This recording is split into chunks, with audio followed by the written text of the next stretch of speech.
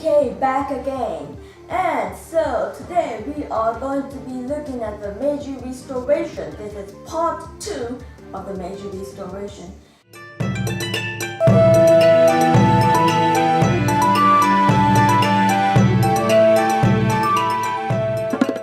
Okay, so in part 1 we left off with looking at two people, Katsukaishu and Ito Hirobumi, who have studied abroad each in San Francisco and in London University.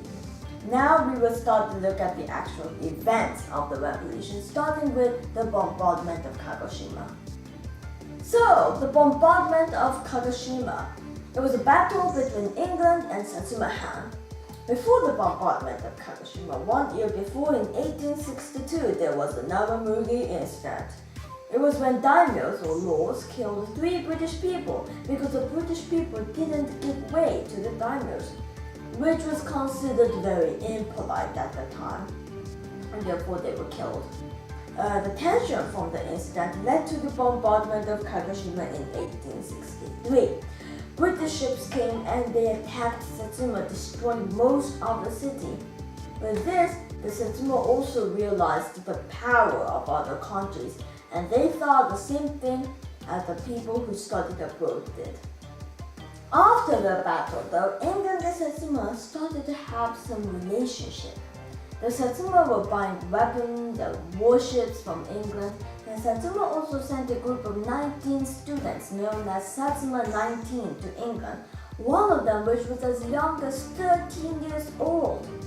British engineers came to Japan as well. This is a picture of an accommodation for British engineers in Japan. You can see it is quite luxury.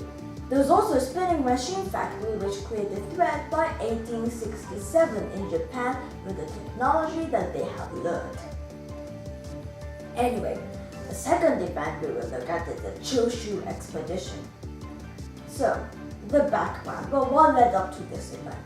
Well, Choshu were expelling ships from other countries, some of which were actually ships that the Tokugawa shogunate has allowed entry. The Choshu were succeeding and they were now becoming stronger. After that, Sakamoto Ryoma, a person who wanted to collapse the Tokugawa shogunate, allied the two hands which have long been enemies, the Choshu Han and the Satsuma Han, creating Sacho.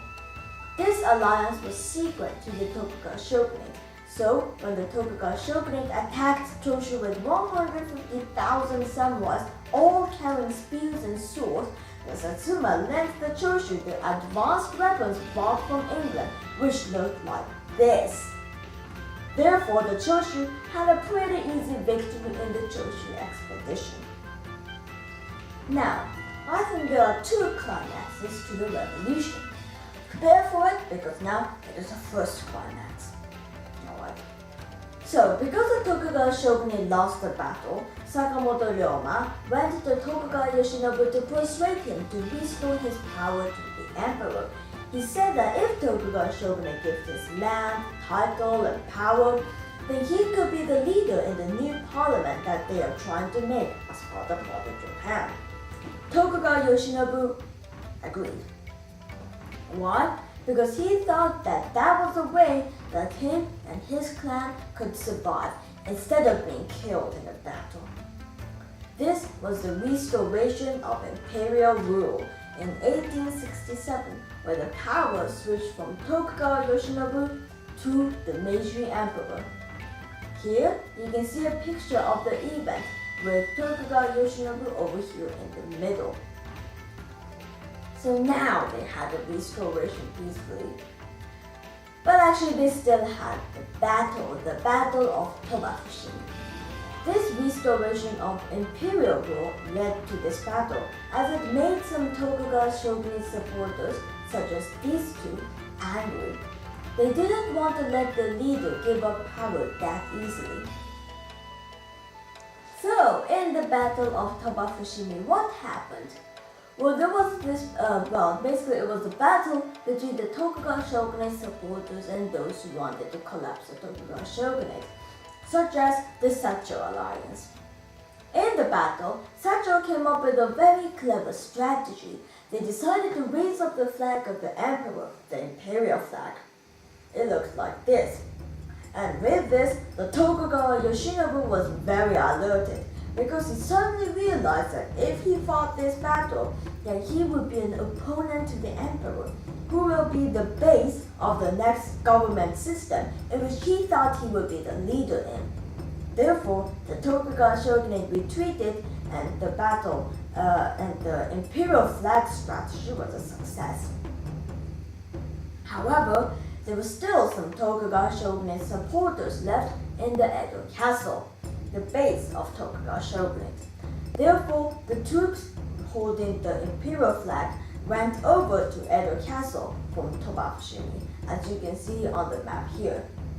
Now this is the second climax of the whole revolution. It is the fall of Edo castle. Katsukaishu, the person who went to San Francisco, negotiated with one of the people who wished to collapse Tokugawa shogunate, Saigo Takamori, who was also the leader of Satsuma. Katsukaishu realized how the troops with the imperial flag coming to Edo and spreading the battle to Edo would be a disaster. It would weaken Japan, and maybe the next thing they knew, they might get occupied. Therefore, he decided to make a deal and give up Edo castle to prevent the battle. Saigo Takamori agreed and did not attack. They thought that it was time to start building a strong modern Japan. So there you go, was the two climax of the revolution. Watch part 3 by clicking over here to find out how modern Japan came to be.